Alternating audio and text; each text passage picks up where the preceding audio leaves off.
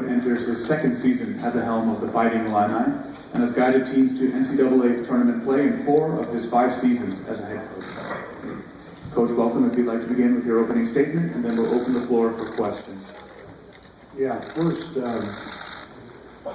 I'd like to pay respects to a guy that I got to know as a Kansas State player and coach, and a guy that I studied a great deal, and a guy that spent a great amount of time in this city on the passing of Tex Winter. Truly one of the great innovators of the game, one of the creative minds, and a guy that had a tremendous amount of success at every level. So I need to pay the respects to a guy I admire a great deal. I'm excited. This is the youngest team that I've been a part of since I was a junior college coach and had a team every year of all freshmen. And that's exciting. It's brought a youthful exuberance to our practices. It's a group of guys that is helping lay a foundation.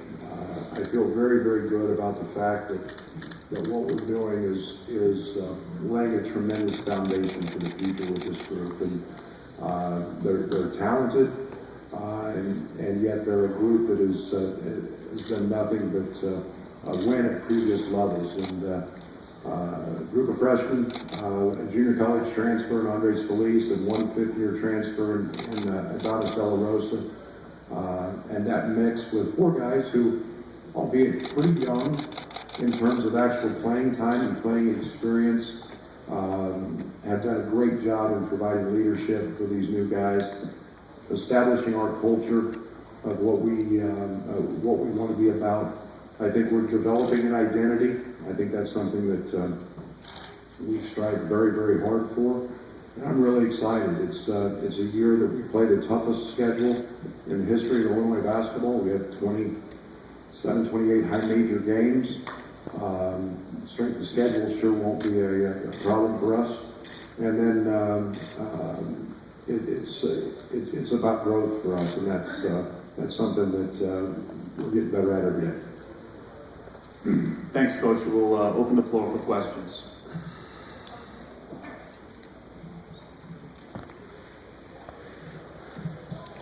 Good morning, Brett. Jeremy Warner, Illini Inquirer. Obviously, you can't change a program completely in a year, but with the changes that have happened, how does this team more reflect you as a coach?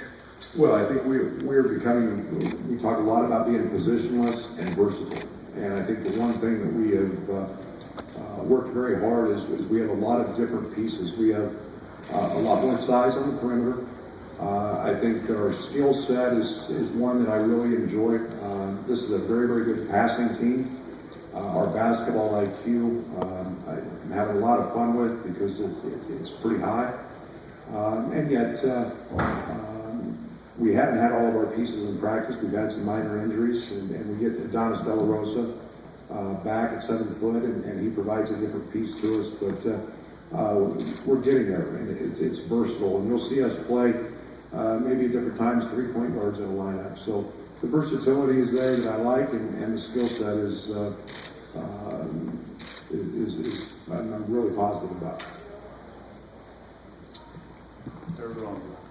Martin Stories from Basketball Society. Coach, you mentioned Adonis. Can you talk about what you like about him as a person, as a player, and how you see him fitting in? Yeah, I'll refrain from how I see him fitting in until I actually see him on the court, but he's quietly become one of our leaders. I've called him a basketball savant. I've never been around a young guy that has not participated, he knows everything that we did last year. I mean, he knows every call, he knows every play. He's got it on his iPad, he's in front of it. He's coaching guys when he's not practicing.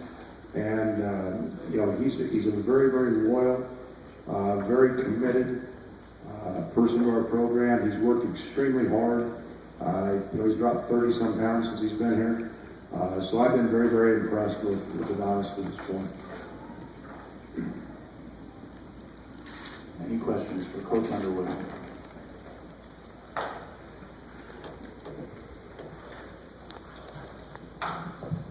Shannon Ryan, Chicago Tribune. Obviously, you have a really young team. Trent Frazier is still a young guy, but what role are you expecting of him to have in leadership, and what have you seen so far from him and the steps he's taken from last year in that area? You know, I think one of the hardest challenges is you have a freshman that has a lot of success, and you're always curious as to how they'll react to that. And the one thing that Trent has done is accepted some of the things that he didn't do well. He's allowed us to coach him. He's gotten better. I mean, it's no secret he was a left-hand dominant player last year. Now he's just as good going right. We asked him to step up his leadership role.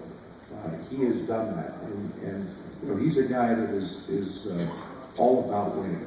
And I think that you look at him, and not just Trent, but Aaron Jordan and Tipper Nichols and DeMonte Williams. Those guys are all bought in. They're both feet committed to winning, and Trent's got a big jump. He's going to be at the top of everybody's scouting report, and that'll be a little different role for him. So, but he's up to the challenge, and I'm excited for his sophomore year.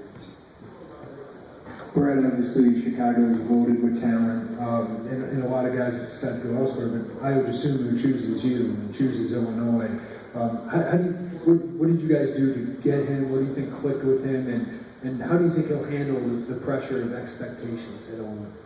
Yeah, I was a different cut, and I say that, and you talk about a committed, dedicated worker, a guy who loves basketball. He's a two-time state champion, and he's fearless. He's everything that I would have hoped him to be and more. Great teammate. He's selfless. He doesn't care.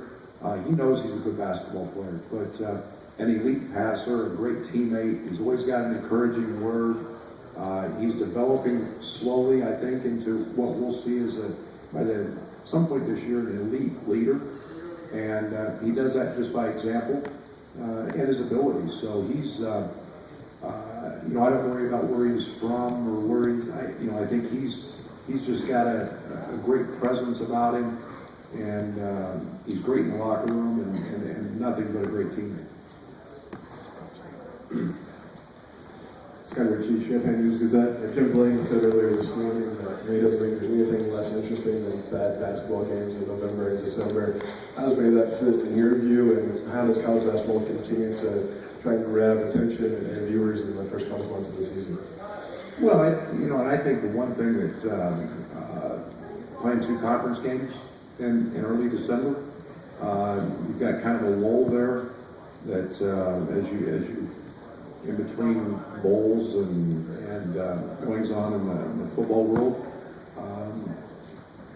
Campus is still alive.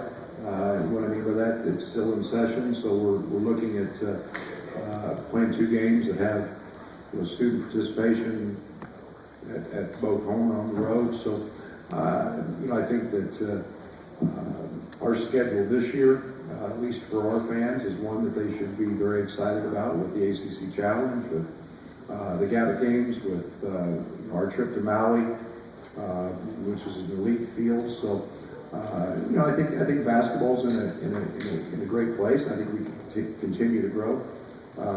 Jim does an unbelievable job in terms of foresight, in terms of thinking ahead with media and some of these things. We're the first conference to go to 20 games, and the one thing we have in the Big Ten is 42 straight years of leading in attendance. So we're above the curve for sure. Coach Underwood, thank you so much for your time. Thank you. So this room will be available to working media until 3 p.m. and then following that time, media can relocate to the DFW room on this floor of the hotel until 7 p.m.